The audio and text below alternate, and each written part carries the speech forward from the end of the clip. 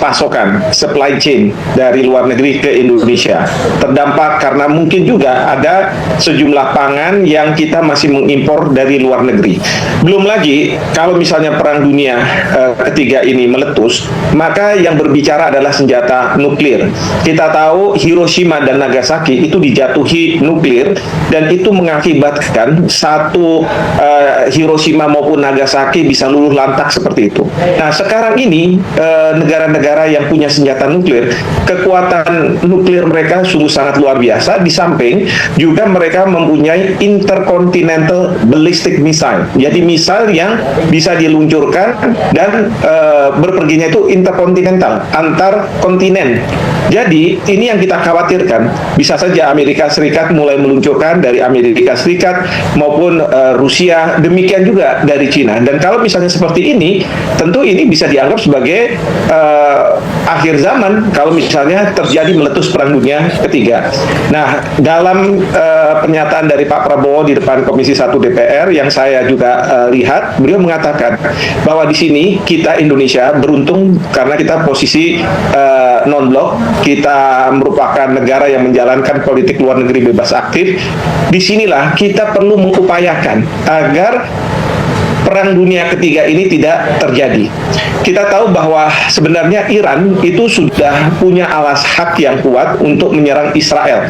Pada waktu Ismail Haniyeh diserang oleh Israel, dan kemudian sebenarnya Iran bisa sewaktu-waktu melakukan serangan itu. Dan kita tidak boleh mengundermine, melihat Iran ini sebuah negara yang tidak kuat. Karena apa?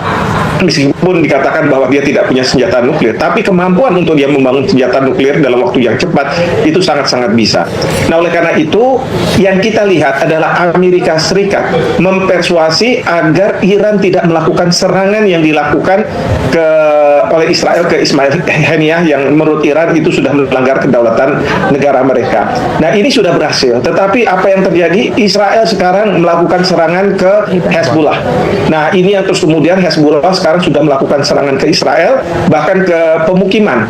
Israel kemudian sekarang menyerang lagi ke Lebanon, ya, ke tempat Hezbollah, tapi juga mengenai rakyat sipil. Ini sekarang rakyat dunia sudah geram dengan Israel. Cuman permasalahannya adalah karena Amerika Serikat berada di belakang Israel, maka kegeraman dunia ini masih bisa ditahan. Tapi bukannya tidak mungkin apabila Rusia dan Cina mereka menganggap bahwa tindakan Israel sudah berlebihan dan apa yang dilakukan oleh Amerika Serikat melindungi Israel terus-menerus ini tidak bisa diterima, maka bukannya tidak mungkin mereka akan turun dalam perang ini. Dan kalau misalnya mereka turun dalam perang ini, mereka akan menggunakan senjata nuklir. Itulah yang dikhawatirkan oleh Pak Prabowo. Seperti itu. Bahkan Prof. Hikmahanto, sekitar 1 jam yang lalu, militer Israel mengklaim pemimpin Hezbollah Hasan Nasrullah telah terbunuh dalam serangan di Beirut. Apakah ini artinya potensi pecah perang yang berujung pada perang nuklir ini betul-betul nyata di depan mata, Prof. Hikmahanto? Oh iya, ini yang justru membuat dunia akan marah.